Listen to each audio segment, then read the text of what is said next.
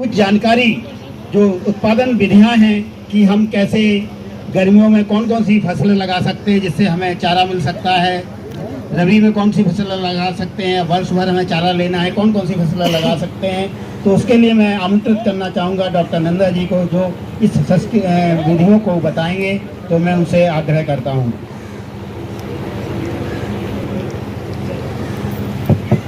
धन्यवाद राजेश सर।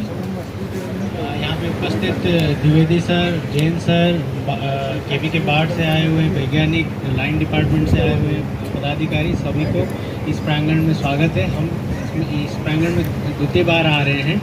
जैसे कि हम लोग जानते हैं कि अगर हम पशुपालन करते हैं तो हमको चारा लगाना जरूर रहता है, क्योंकि हम अगर देखें तो जितना भी हमारा पशुपालन में खर्च होता है रखने में, उसमें 60 से 70% खर्च होता है सिर्फ खाने खिलाने में।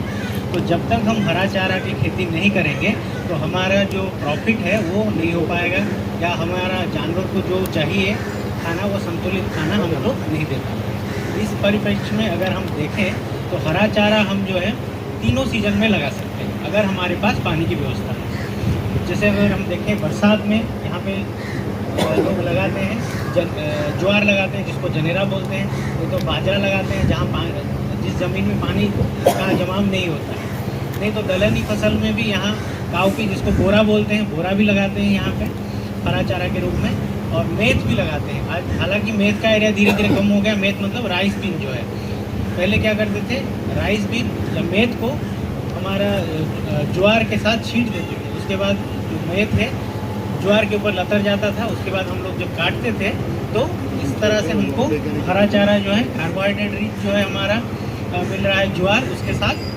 मेथ मिल जाता था जिसमें कि प्रोटीन की मात्रा ज़्यादा होती है, इसलिए हमको जानवर को संतुलित आहार मिल जाता है। वैज्ञानिक गण, पूसा और अन्य संस्थानों से आए हुए वैज्ञानिक गण का मैं यहाँ स्वागत करता हूँ। आप सभी सदस्य और कृषक और जो मोकामा के नागरिक हैं उनका भी मैं स्वागत करता हूँ आज के इस विज्ञान किसान गोष्ठी में।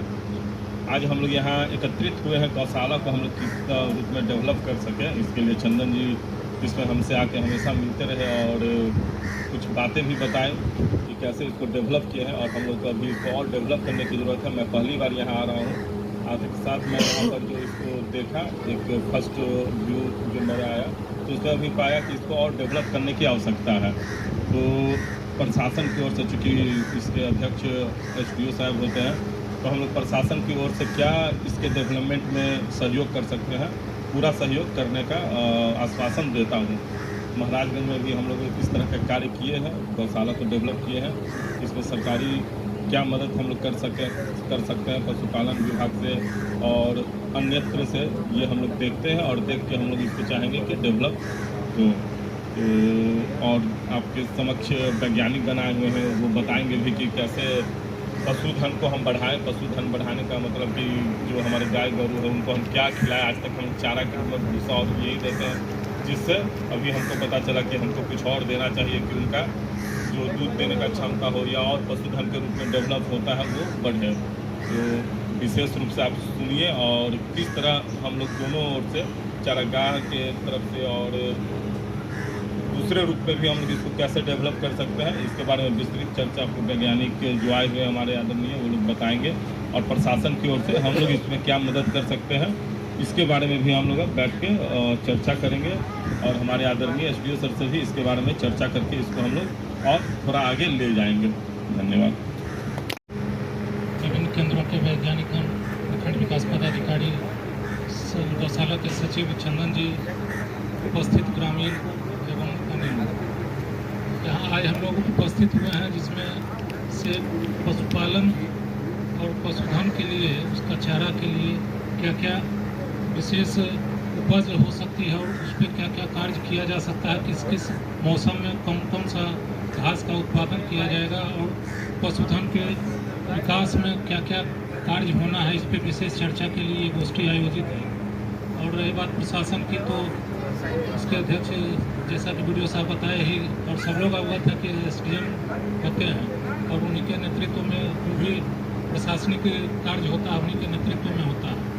दूसरा चीज़ है कि गौशाला में सबसे ज़रूरी चीज़ होता है ज़मीन का अनुरक्षण।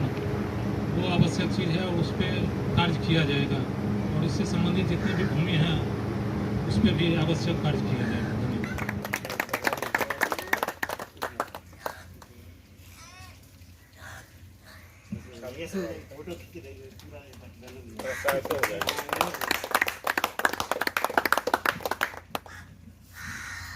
अब मैं कौशलन जी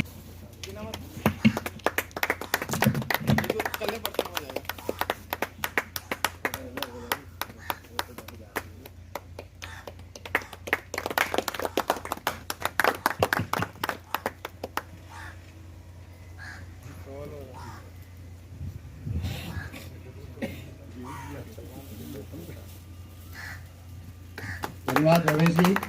अब मैं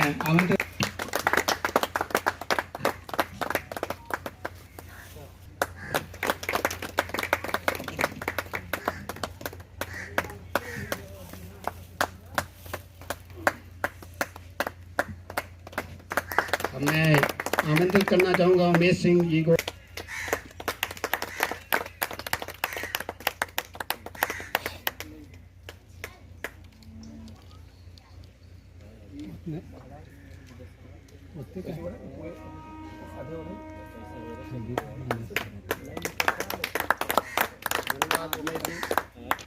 धन्यवाद।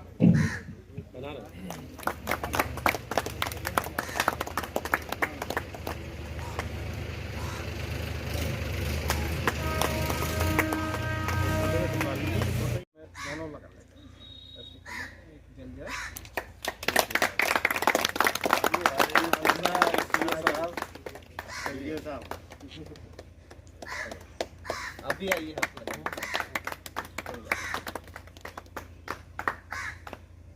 चंदन जी आइए, राजीव जी अरे आप आइए ना,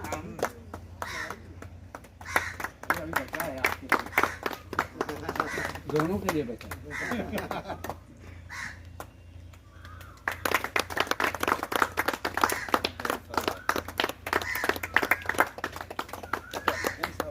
दोनों लगा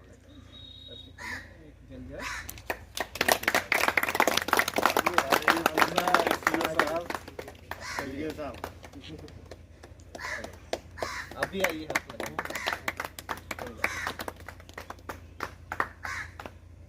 चंदन जी आइए, राजीव जी अरे आप आइए ना, अभी बचा है आपके दोनों के लिए बचा